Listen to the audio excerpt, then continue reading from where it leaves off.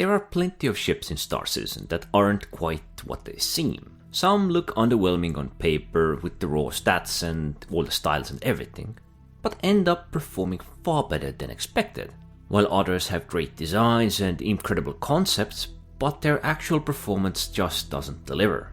So I thought I'd make a list of ships that surprised me, in a good way of course, when I first flew them.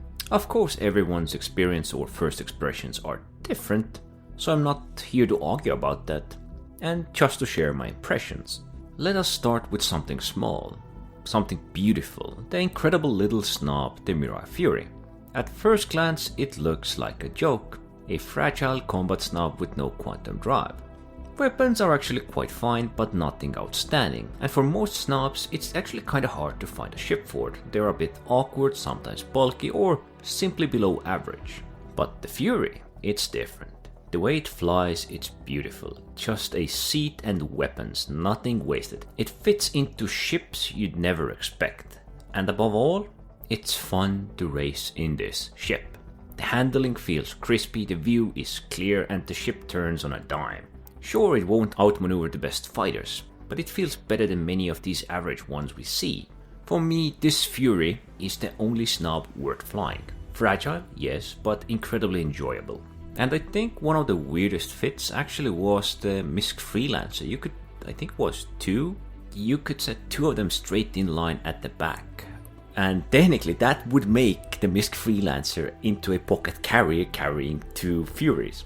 It was a really tight fit though, but you could do it.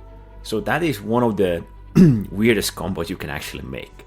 But let's move on. Next, the so-called Flying Pancake, the Consolidated Outland Nomad. On paper it looks underwhelming.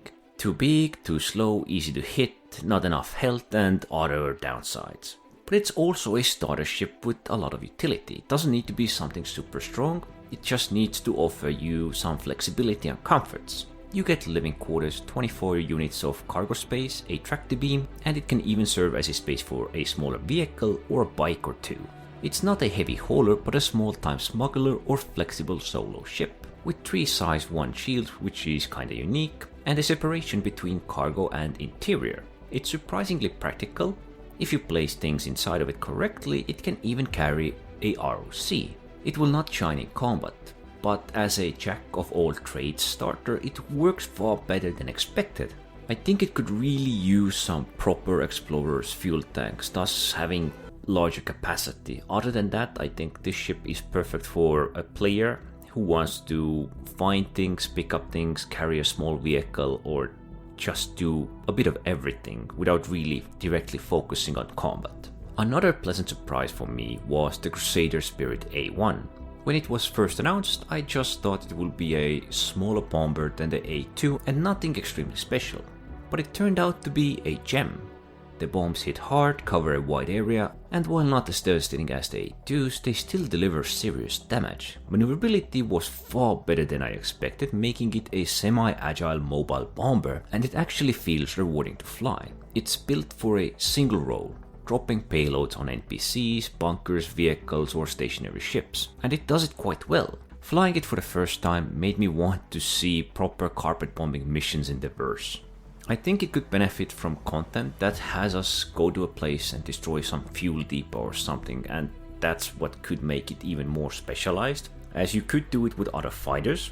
While doing it with this, you just drop a few bombs and you could complete it, or something like that. I think there is some potential for content to make this ship even better. Then there is the Crusader Ares Ion. Before the rework, it was a pretty okay heavy fighter. At best designed to chip away at big targets with massive fixed cannon. It could do a lot of damage to smaller ships as well if you could land hits. But after the rework, I think it became something else entirely. The new charged up shot system feels utterly devastating. A single blast can strip shields off a medium ship or outright destroy light fighters. It can take multiple shots to down tougher targets, but the damage feels meaningful and rewarding. For me, the improved Ion went from average to actually pretty darn decent. The redesign didn't do much, but it just improved the cannon, which I think was one of its bigger drawbacks. And the charge up is something unique. I can only try and imagine the chaos a squadron of these ships could do. Now, if they could give some love to Ares Inferno as well, these two ships, these brothers, might actually be rocking something. So another ship that surprised me, actually it surprised me quite a bit, was the Drake Cutter. I especially liked the Rambler variant, but at first I expected the Cutters to be below average in combat. They still are, but the long range capability and actual durability of these ships makes it an excellent little transporter.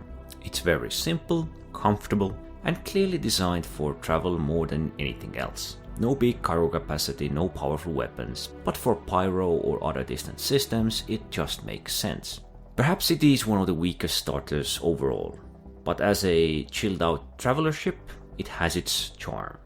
And for the record, I refused to fly this ship for quite a long while, and then when I once used it, I understood its simple practicality, which every other ship can basically do as well. But you get some leeway in the way of mistakes because of the huge health pool. Also, let's not forget the ground vehicles. The Greycat STV seemed pointless to me at first. No weapons, just a roleplay buggy. But then I used it and it became one of my most favorite ground vehicles. It's small, it has a wide frame, makes it very stable, fitting perfectly into many smaller ships without a fuss. It's fun, responsive, and somehow just feels right. I'm not saying you need it, you want it, you must have it, but it's a fun little ground vehicle which I expect to hate.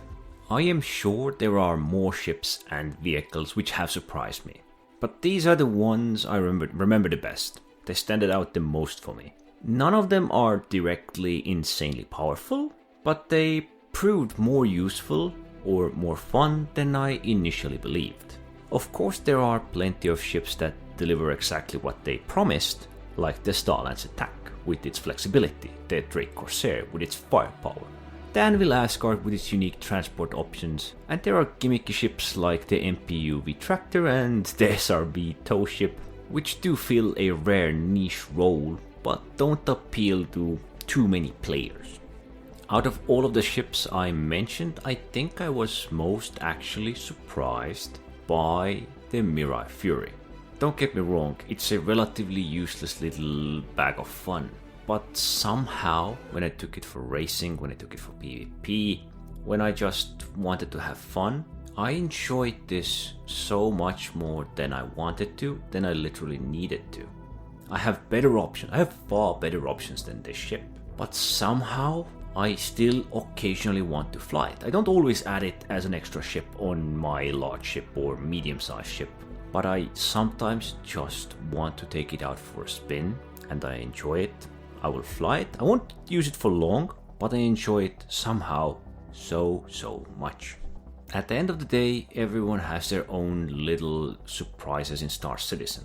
Ships that seemed pointless at first but turned out to be hidden gems. I would like to hear what players have found out themselves, what surprised them the most. If you would be so kind to leave a comment down below. Other than that, don't forget to like, subscribe, and thanks for watching.